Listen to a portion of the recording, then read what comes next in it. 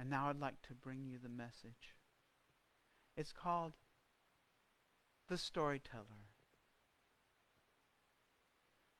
I know it doesn't say that in the screen behind me. But it is called The Storyteller.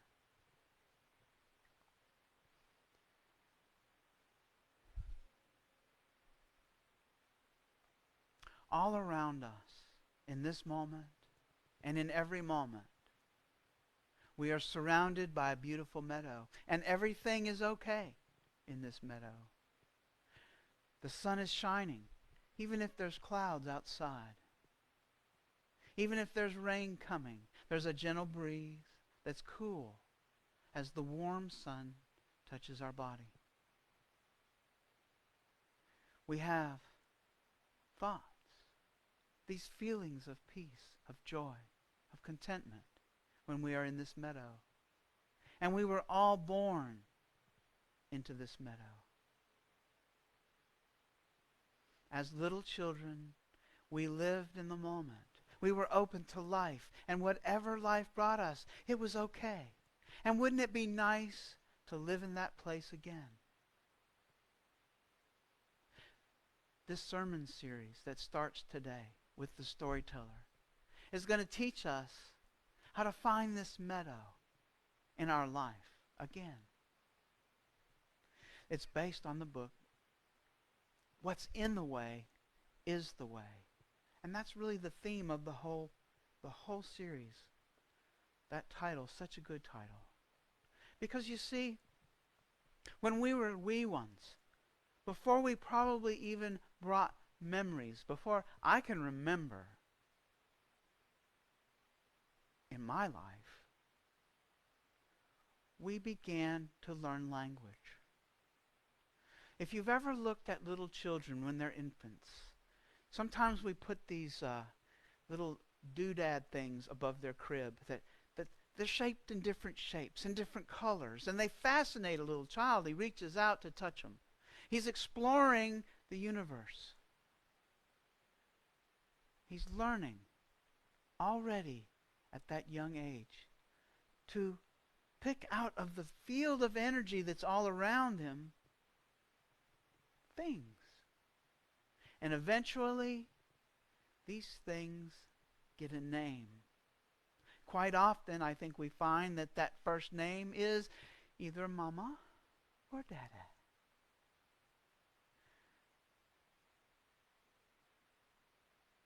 Maybe you can remember, and maybe not, the first time you saw a bird.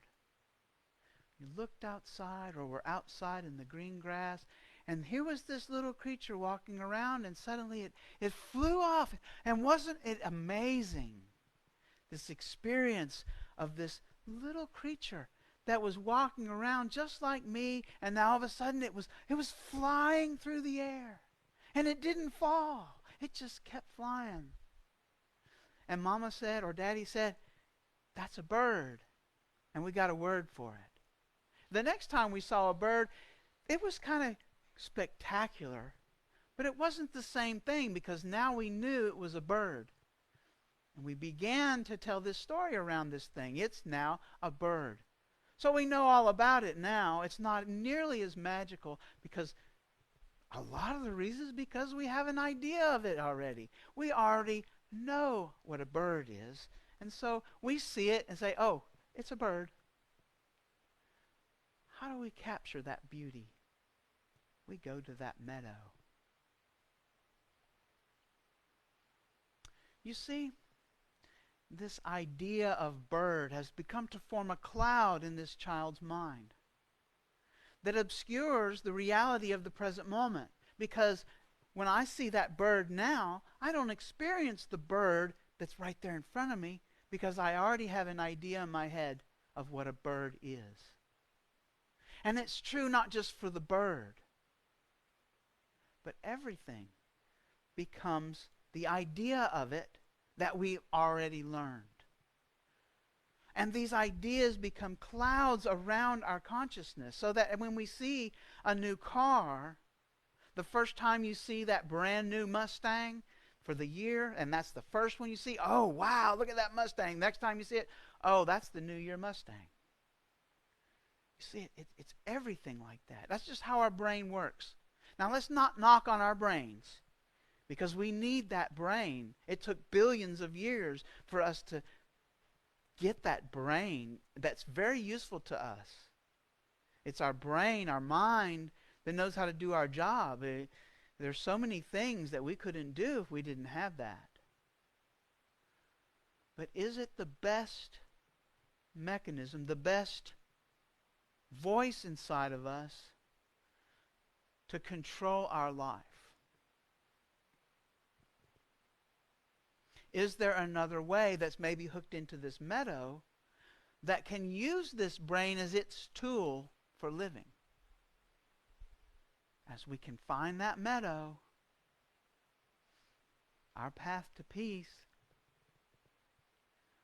we learn how to get out of our head and get into our heart. You see the situation we're in right now. Just imagine an alien who came from another planet or maybe even another dimension, comes down here and sees us. Let's say we're going to see from the eyes of this alien. And what he would see is he would see me in a meadow, because we're all in that meadow. But what he sees is that we're surrounded by these clouds of these ideas, of these stories that we're telling ourselves that is reality. Or what we see as reality.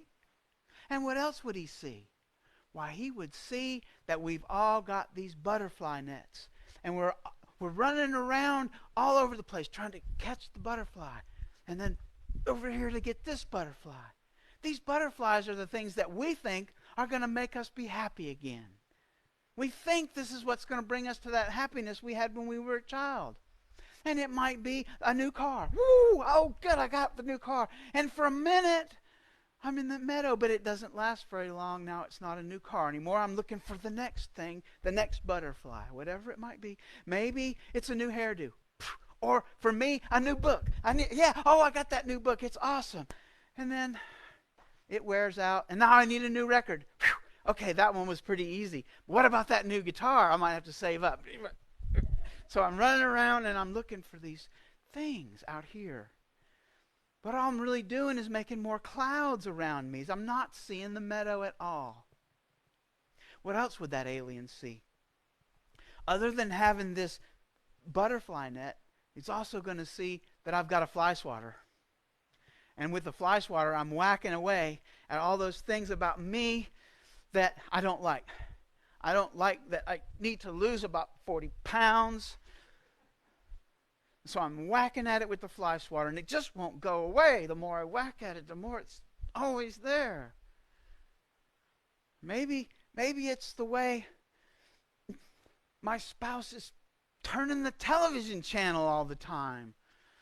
Maybe it's something inside myself that I keep having these thoughts over and over again.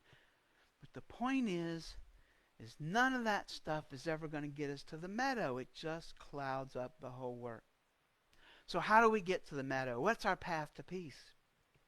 We talked about that last week.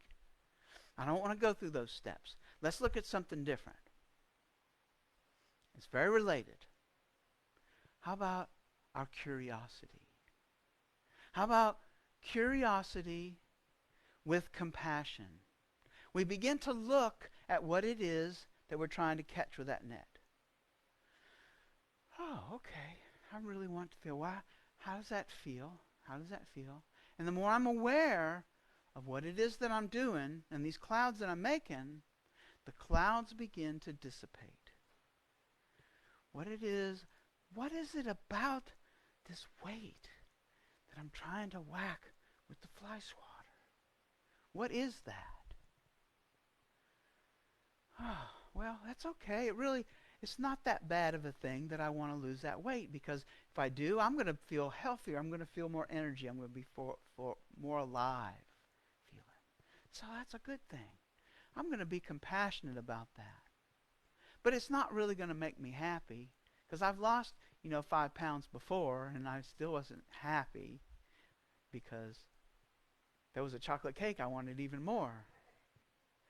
But as we compassionately look at those clouds, we look at that without feeling guilty about the fact that they're there. They begin to have less control over us. We're able to see the meadow that's always there. The storyteller continues to tell the stories. That doesn't go away. And the stuff that goes on out in the world, that the negative stuff that always happens in life, it doesn't go away. But with this curious compassion, without having to fight it off with the fly swatter, we don't turn it into a problem. Because we remember that right now, we are in the meadow. That alien sees it right away. He's like, why in the world are they running around with that butterfly net and that fly swatter? They're already in the meadow. We're already in the meadow. We were born into the meadow. But we started telling this story about what it is that we needed to be happy. I can remember I was probably in the 3rd grade for this particular memory about the weight thing. What did Dad tell? I don't know. He probably didn't mean nothing by it, was joking and called me a chubby boy. And he's probably right. I probably was a chubby boy. But I held on to that expectation for a long time. And as an adult, I was looking back at some pictures of myself when I was in college, and I was remembering how I thought I was so overweight. And dang, I was thin. I wasn't, there's no way I wasn't even chubby then, but yet I thought I was. I thought I needed to lose weight still. Because of that, what I brought on. I put that cloud there. I don't blame my father for that. He didn't mean nothing by it. But it built into me. It was a story I told myself, and I began to tell it over and over again.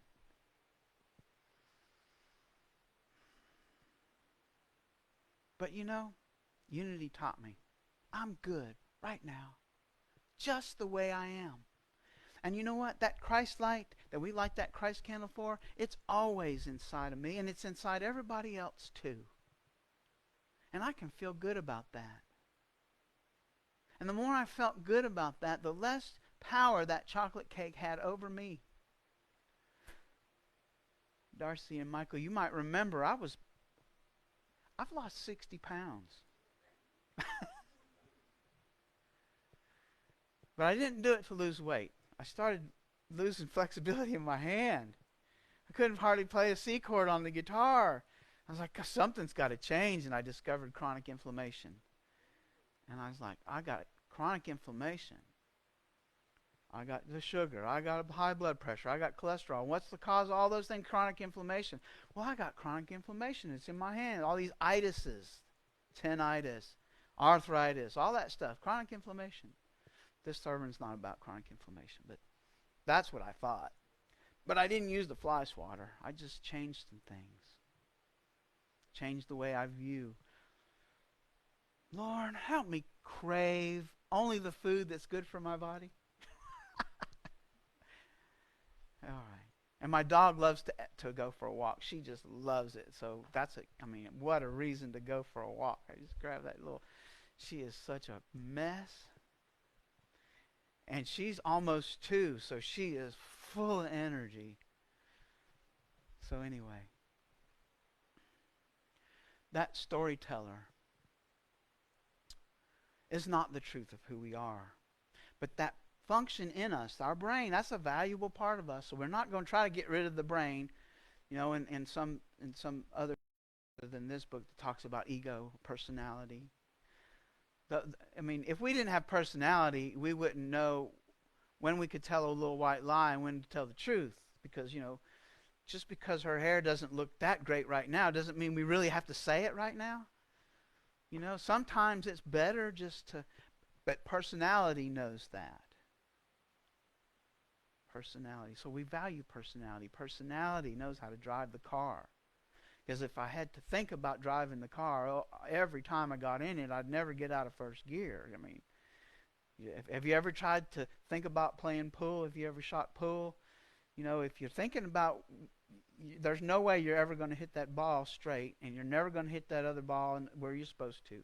But if you just go in the flow, your eye sees the path, your hands, they all know how to line up to shoot it right where it's supposed to go. Same with throwing a baseball, throwing a football. Same with just about any task you want to do, whether it's making pottery or drawing a straight line or cutting with scissors. You don't have to think about that. You just do it. Your body knows how to do it.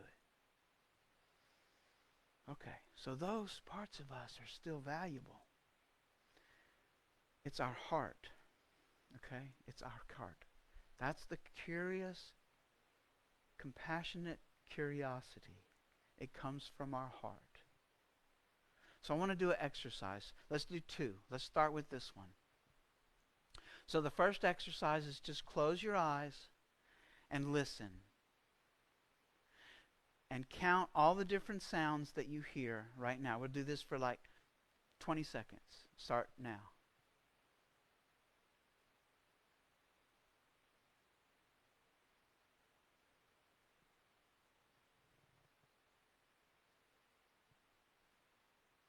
Okay, we'll only do it for 15 seconds. Did you notice something? That while you were counting sounds, the storyteller stopped telling the story. Because you were busy counting the sounds. Okay. So that storyteller doesn't have to be there. We got ourselves busy counting the sounds. So some of the meditation practices are very similar to that. We follow our breath. So that keeps our mind busy. Or we say a mantra, or we pray prayer beads. There's different techniques. Okay? So this next one is going to help us get to our heart. So we might spend a little more than 15 seconds with it. So the first step is just maybe place your hands on your heart, bringing your awareness to this heart space. I want you to picture a little bitty nose right there on your heart. Just breathe in through that little bitty heart nose. Feel that breath right into your heart. Breathing into your heart space. Maybe there's a time when you felt especially grateful, especially loved. And just bring that to mind as you continue to breathe through that little bitty nose on your heart. Doesn't it feel good? This is one way to get to the meadow.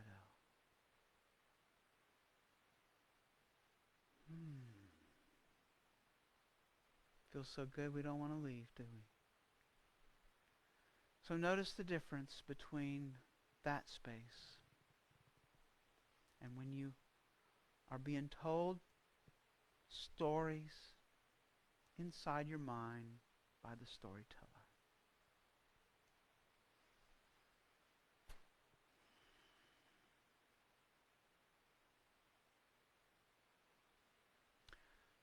So as we continue this series, we're going to go into this next title in the series is called The Meadow, and that'll be next Sunday. We're going to talk a little bit more about this sunny place and more techniques on how to use this compassionate curiosity and this heart space to bring us to the meadow, so that we can begin to live in the meadow that we're already living in.